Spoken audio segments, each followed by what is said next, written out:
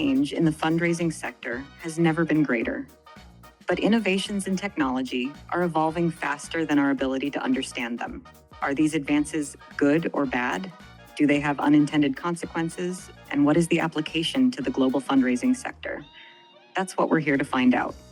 Welcome to the Fundraising AI podcast, your up-to-date resource for responsible AI for the global fundraising community, hosted by Nathan Chappell and Scott Rosenkrantz.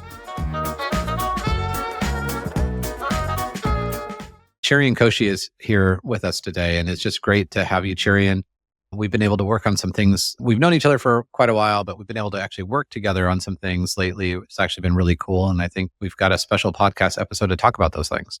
Yeah, I'm thrilled to be on. Thanks for having me. I mean, I laugh whenever you say that I need no introduction because I'm always like, I feel like that's never the case, but it's great to be here. It was great to be part of the Fundraising AI Summit and listen to all of those great speakers. I was really excited, like riveted by Randy's talk. So super jealous that I wasn't there in person and all of the like Cassie's talk. I mean, like it was a lot of great content that I didn't even get to see all of it, of course, because there was so much happening. So I'm looking forward to kind of unpacking all of it. Yeah. So next week, stay tuned. They're all being spliced out right now. So, I mean, the data from that conference was amazing. 9,500 attendees, 33 something hundred that attended in person, and 30% of them were engaged. The average time that people spent in the summit that day was 2 hours and 40 minutes. So there's just like a lot of good stuff. I absolutely agree with you. I mean, Cassie was kind of a bucket list kind of thing for me. So Mallory Erickson kind of surprised me with that and was like, hey, we got a hold of Cassie's people, and she agreed to do it at a very, very discounted rate. Randy, though, is phenomenal. Randy Fernando is just such a cool guy. And I think we share so many, and I can know because we've talked about stuff like this, a lot of shared perspectives on that measured approach around not all technology is just net beneficial. Like we have to ask those tougher questions as well. Yeah, absolutely. And I mean, we've all been in the fundraising nonprofit sector for long enough to see things come and go, and sort of some things explode in a good way, some things explode in a bad way. And so I remember when I was starting out back in the 90s and figuring if it's like aging myself at this point, but you know, it was hard enough to keep up with what the technology looked like back then. And now it's coming at us from all angles and literally evolving on its own at this point. So it's going to be an interesting next several months and years in the sector. And that's why I'm glad that we're able to work together on some of these pieces and have a kind of sector stewardship approach to what's happening. The thing that I keep coming back to is like when I started, and I make the joke that I'm fundraising old enough to remember having to get typewriter ribbon so that could type out note cards on donors and things like that. Digitizing that was a whole big project that I remember having to go through it at one point. But, you know, literally they were typing out cards when we started. And there was a point at which you could you knew where the technology was sort of going with the advent of like computers and laptops and cloud-based computing and things like that. So you could catch up at a certain point. And as you were exploring the technology, you felt like, even if I'm learning at the cutting edge, it's going to be some time before it impacts the industry large. And now we're at a point where like the impact is happening before we even know what technology looks like. I can empathize with that. Although the first nonprofit I worked at, we couldn't afford typewriter ribbons. So it was just pencil and paper and literally Rolodex cards. And it was just so, oh my gosh, it was just kind of, well, I mean, really some of the best of times and worst of times also, right? Because we go back to like how we built connections back then based on a lot of, deep personal and authentic relationships. So it's actually a fun little segue because we're going to talk about two kind of interesting uses of technology today. But first, there's something that you sent me last week. So I can recall 3 times, and I'm a technologist, at heart. I love change and I love like seeing big things happen. I remember 3 times in my life where I was like jaw on the floor, like, holy crap, this just happened. And the first was my first real true experience with like e-commerce, essentially, is like, .com world of just like, oh my gosh, like I started a .com in 97 because there was a pair of skis I wanted to buy from a guy who was making them in his garage in New York. And I'm like, we could do this. And so it was just amazing to see that transformation. The second was November 30th, 2022, ChatGPT came out and I'm like, and you probably weren't as surprised by it because you were already working in the API.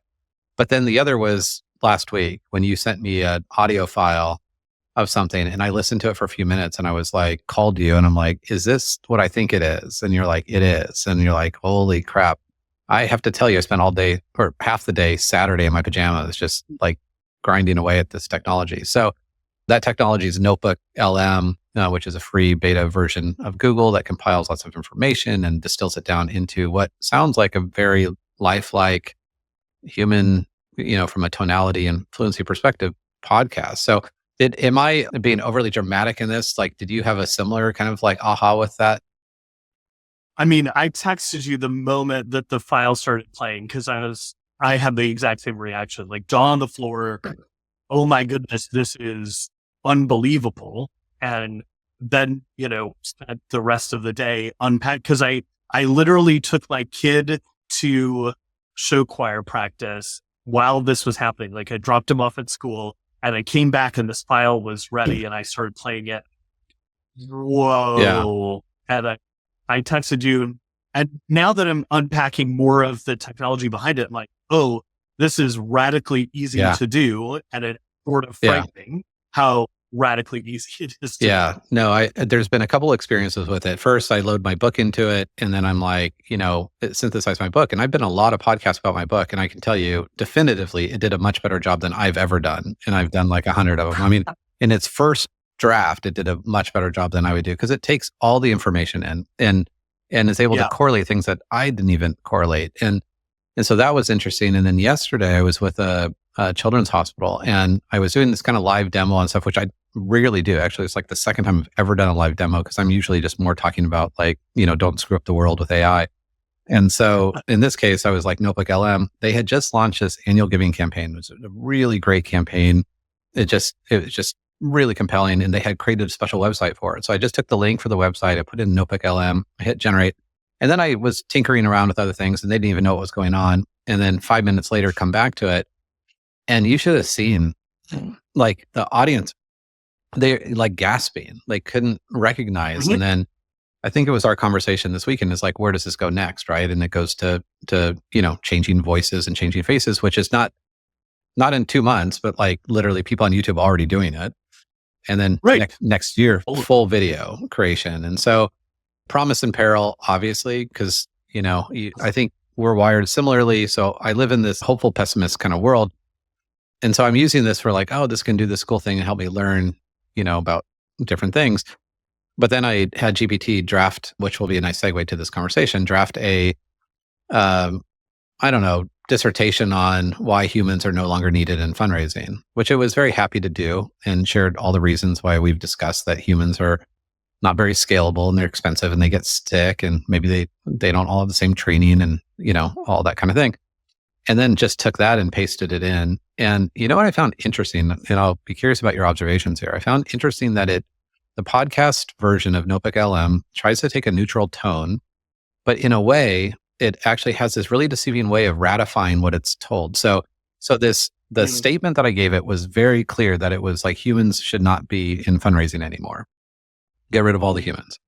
And so I load this and it frames this podcast, which I think is actually more concerning. It frames a podcast that appears neutral and it says, wow, that sounds kind of like Big Brother and things like that. And then the voice comes in and it's like, well, but you know what? It makes a lot of sense because if it's all about delivering value to the mission, that's all that matters, right? And so there's like these subconscious tones of like reinforcing the premise of what it was told, but coming at it from a more neutral, original kind of sentiment. So I don't know if you've had similar experiences. It's kind of interesting. It is. I think the interesting part, in the version that I sent you about our report is AI was more bullish about certain things and more opposed to certain things than the study really said. And it was sort of like getting there in its own way. And I think that is probably part of the way in which the black box is developed around, like, if there is a conclusion in the work, you want to sort of get people to that point by offering, oh, this is brotherish or whatever, and then getting there. And I think that's really my worry with a lot of the technology that we're dealing with right now, is that it's very good to the point where you don't know that you're actually being manipulated. Right. And normally, like with all of the other applications of AI that have been around for a really long time, it is actually manipulative. I'm saying it is manipulative. So when I'm seeing your social media posts above other people's social media posts in my feed, that is a form of, it wants me to interact with your stuff. It wants me to like, comment, share your stuff more than some other random person that I might be connected to. And that's true of algorithms for Amazon Prime or Netflix or something like that, or even like Amazon purchasing recommendation.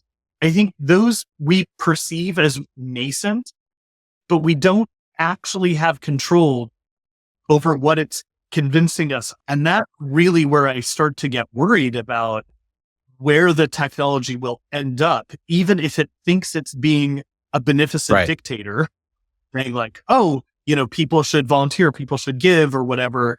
Does it actually have a sense of where I as a person want to go? Or is it actually shaping my preferences to what it believes the algorithmic right?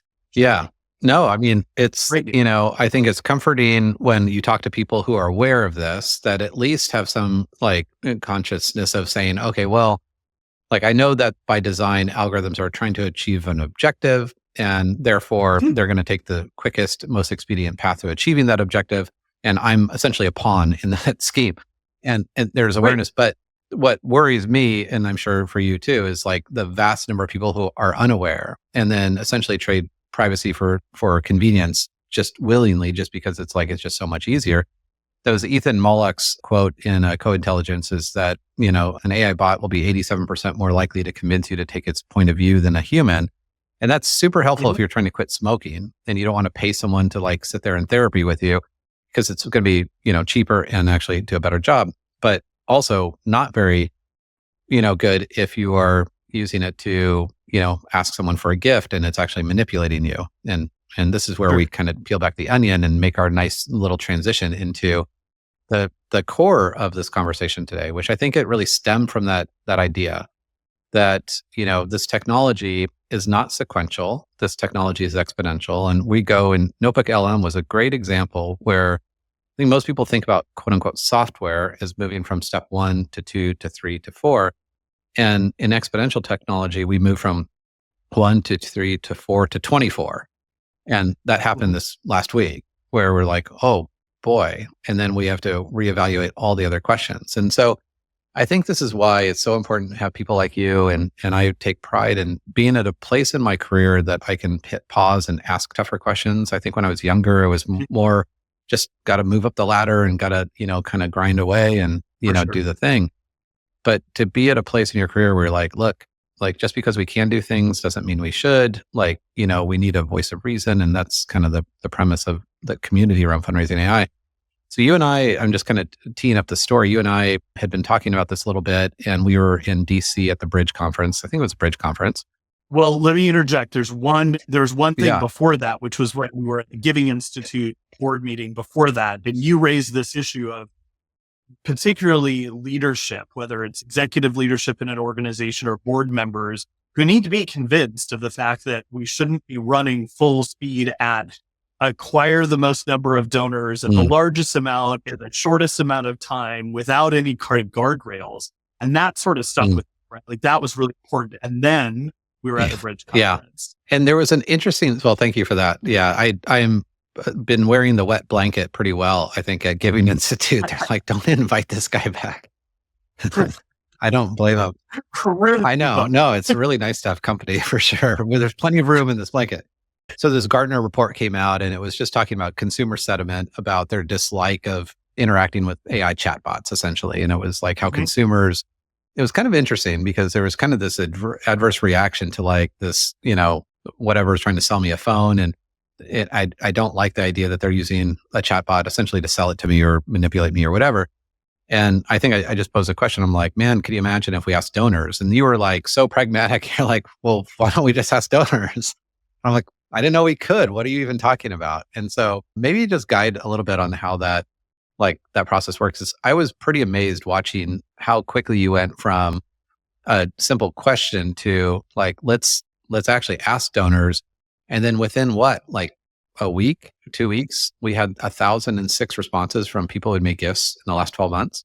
So I had done this before when I was doing a little bit of consulting with organizations, and they wanted to ask questions that were either of their existing donor base, which is really straightforward, right? Like you do a donor survey, or they would want to do something where they were exploring messaging and what works with different groups. They didn't want to necessarily disclose that they were doing it for fundraising purposes. They wanted to kind of get a sample. And so actually during the pandemic, I worked with Dr. Howard Moskowitz to like learn the science and how to get respondents. And it was really cool. We figured out like how to do a marketing panel for candy in one of the sessions that we did. Howard's famous for like developing the variations of spaghetti sauce that we have in grocery stores and pickles and things like that. And so it was really fun to learn from him and then be able to use that technology for like, a public radio station or a zoo or even organizations that I was working in, and be able to get iterative results very quickly. So when you said that, I was like, oh, I knew exactly how we could get a bunch of donors to respond and do so relatively quickly. So we have, access to, everyone does, but the ability to get to a marketing panel of a group of people who were able to validate whether or not they have donated to a nonprofit in the last 12 months and ask a series of questions to exclude people. So I think technically we ended up with like 1,300 respondents, but when we sorted through the data, there were 1,006 that were like legitimately they've donated to a nonprofit in the last 12 months. And then we asked them a series of 15 questions. And, based upon some previous work, one of the things you and I discussed as we were building the questions was, how do we avoid the impression of bias? Because I know you and I feel certain ways. You were better at it than me. I was like, let's just scare everybody. But you were like, let's not bias this population. So yeah. Well, and it'd be interesting, maybe we do the more scary version of it. But I think we got results, if you will, by asking a more muted version of, and I don't mean that in a bad pejorative way. I just mean like, we're not pushing people to answer around a particular version of how bad it could be. And I think you and I both know how bad it could be. So the 15 questions, we now have a sample size of more than 1,000 donors. And I think it's worth saying at the outset, that it's not perfect, but no data set out there is perfect, right? Like if you look at P and the Fundraising Effectiveness Project or the Giving Institute, there's all sorts of like limitations to the data set. Are you taking people who filed their 990 with a charitable donation? That excludes a bunch of people. If you look at only donors who have given through a CRM and their giving behavior, that limits group. Right. So ours is just a different limitation. Yeah. So maybe just guide a little bit on kind of the themes of the questions. We don't have to go through all 15, but really, I think started out pretty benign in the sense that, what's your familiarity with AI at all? And then kind of being able to dissect by different kind of classes and just saying, okay, like different people are in different stages of their AI awareness. Yeah. So, I think that actually serves as the bedrock for understanding some of the other questions that we ask. So I think it's really important that we ask, I think you brought this up around like familiarity and comfort with AI.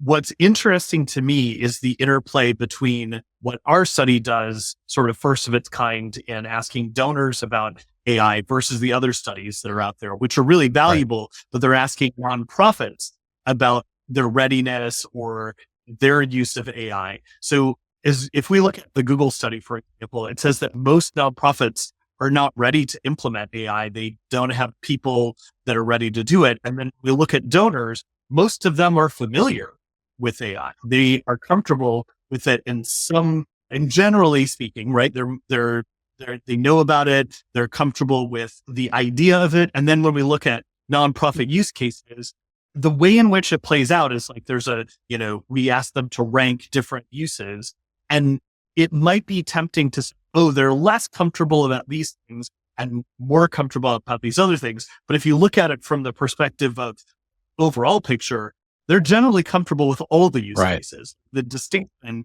between a 2.8 and a 3.2 is not that big of a deal in the grand scheme of the question that we asked.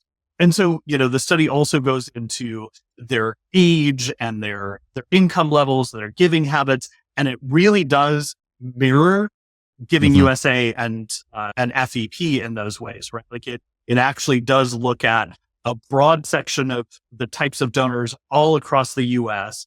And then, as you can imagine, donors that are more comfortable and familiar with AI are more bullish about the use cases, are more open to different variations of what that looks like in organizations. And then those that are less familiar and less, therefore less comfortable start to get very nervous about things that would be potentially like privacy concerns or transparency concerns. So the survey continues to just kind of peel back the onion and get a little bit deeper on like, what are the appropriate uses that you think that AI can help a nonprofit? And, what is your level of concern for different types of uses of AI to personalize a fundraising appeal? We did get one question in there on using essentially AI bots to, fundraise. And so I don't know, so one, I guess just go back to really reiterate and make sure it's extremely clear. There are a million studies on AI adoption from a nonprofit, orientation. So like how many are using it? And it drives me nuts because the results of those studies are completely all over the map, from Salesforce to Google that you just mentioned to like independent studies. There's like, only 3% of nonprofits use it and other ones are like 97%. So it's just like, they're all over. This study, I think, at least to my knowledge, and I think to yours, that I don't think this has ever been done. And I do think that this is a work in progress that we've just like we'll have to look at this more longitudinally and also just peel back the onion on different aspects of why.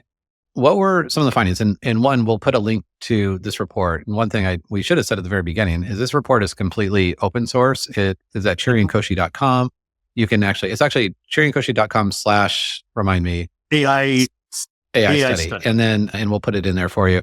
But you can download the data, you can download the visualizations. And, we really are hoping that people take this and actually, continue to expand upon this work and ask the tough questions that warrant further exploration.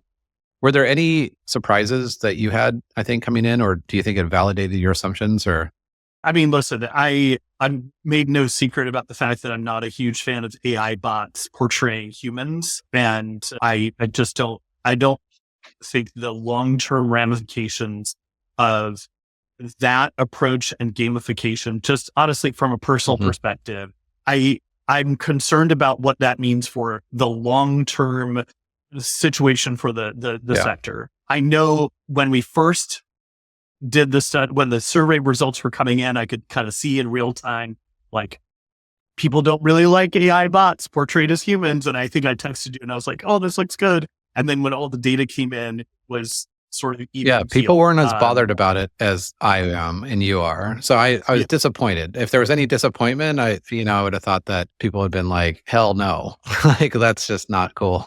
But it wasn't that they liked it, but it also, there's some other insights that came through that. But yeah, I think my firm would have loved to see donors say, don't do this at all, like very clear, dispositive indication, this is not where we should go. But the reality is the data says that it's sort of in the middle, around the range of like using AI generated content for fundraising. Right.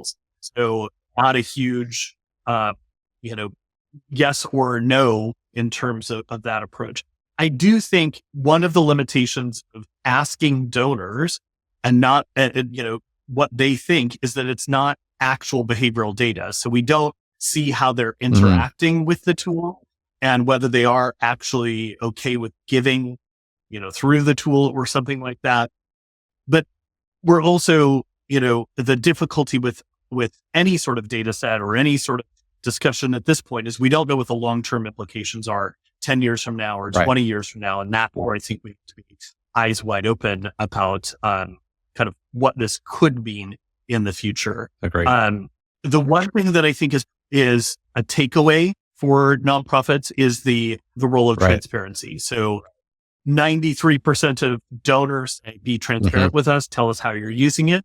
They're not opposed to it by any means. I think, it was almost half that said, we see really clear beneficial use cases for your organization, like generally, and then they kind of dialed into, here are specific use cases, a lot of back end function that would be not necessarily donor facing, which they prioritize.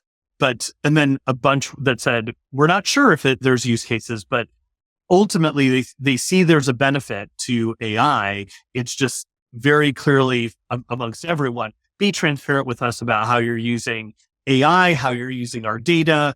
And I think that's the connect the dots piece. We can go away. Yeah. And it's so practical and easy and affordable to do that. Right. And so we operate in the currency of trust. Therefore, we should put trust at the forefront of everything we do.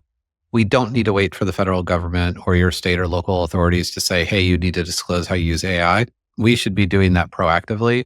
And in your journeys, you work with a lot of nonprofits and I get to work with a lot. I'm surprised how few are actually doing this. So I think if there's any one takeaway that I'm really hoping that this report sheds light on is that donors spoke very loudly and clearly that, again, I'm not opposed to having to use AI to enhance my donor experience, but let me know. And that's just something that I think hopefully nonprofits will glean from that. The Chronicle picked up on this article, which I know you want to talk about for a second. The Chronicle picked up on this and reported out on it, some high level kind of findings on that on October 1st, which we'll put that link there. But what's your take on that as well? Yeah. So just to touch base on the transparency piece as well, there's a really clear indication around transparency. And then when they ranked how to make me more comfortable with AI use, that indication on the website was number one. What I thought was interesting is the bottom one was around third-party audits. And if you look at international legislation, it really is about third-party audit, the audit trail of AI usage. So donors don't necessarily care about that. But as you mentioned, federal regulation, that's interesting because and I think that's why we included it, is because a lot of the international legislation talks about that. I think that highlight for a lot of people, and this was in the Chronicle article as well, was around willingness to donate based upon AI usage. And so if you look at that data, 9% of the respondents said, I'd be more likely to donate to an organization that was using AI, which is potentially explained as 91% would be less likely to donate. But the reality is that donors are much more nuanced around that. So as you look at the study, you'll see there's 30% of donors, 31% of donors who say they'd be less likely to donate. I think that, we could unpack that. We don't have any data to say why they'd be less likely to donate, but 34%, the most respondents said it wouldn't affect their donation decision at all, which I think has an element of being considered they'd be, as likely as not to give. And then another 25%, it would depend on how the AI was used. So coming back to transparency, and the Furniture Bank in Toronto does a really nice job of explaining how they're using AI and why they're using AI on their website. You do some of these things, and then I think you move some of the people from it depends on the use case to your specific community saying, oh, I get it. This is why they're doing it. And it lends itself to that trust in your organization and why you're using the tools in the way that you are. Yeah, but it is sexier to say it. A third of respondents won't give to a nonprofit if you use AI. So not surprised that ends up being a subtitle to a headline. But nonetheless, I think that the theme of transparency and how you do this, I also, if I had one other kind of takeaway that maybe I wasn't anticipating, was the overall concern about fundraising losing the human touch.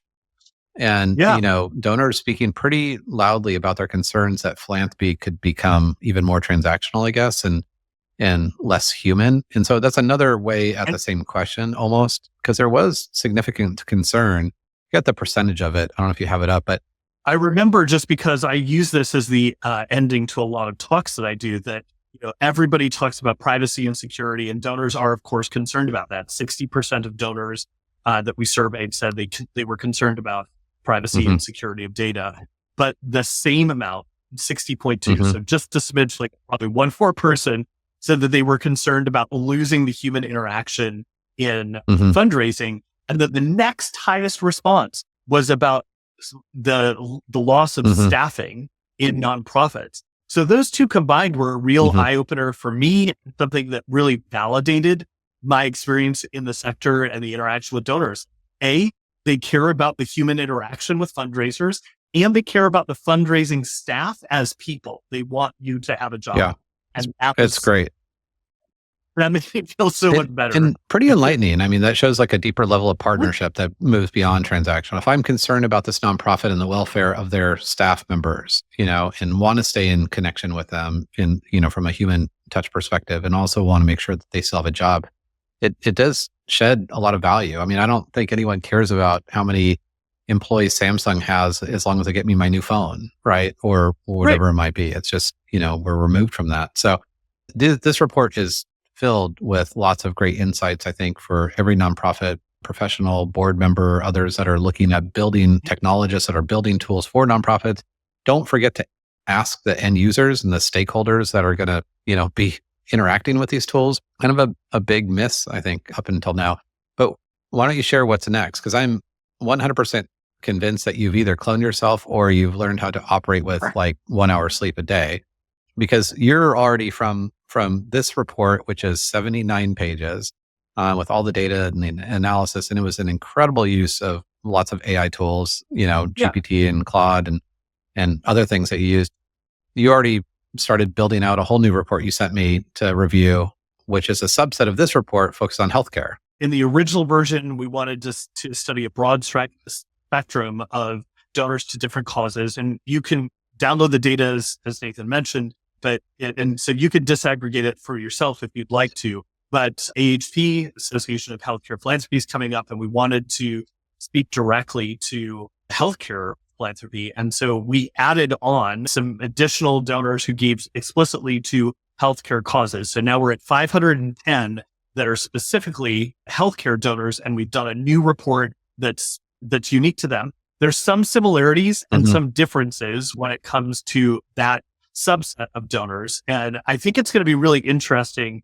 Got a couple of formatting issues to get that report ready for next month, but I found that really insightful. We're thinking about what does it look like for healthcare philanthropy in particular. So if you'll be at EHP or, around the social medias at that time, we'll release that report, again, available completely ungated and free with the data sets and all of that as well. So it'll be fun to unpack that. Yeah, I absolutely. And I did the same thing that you did, was take GPT and have it analyze and these two reports side by side. And it is interesting. Some of them are very similar, but some of them, not all donors are created equal, and healthcare donors have different relationships with those institutions. And it shows up in these concerns and these types of observations.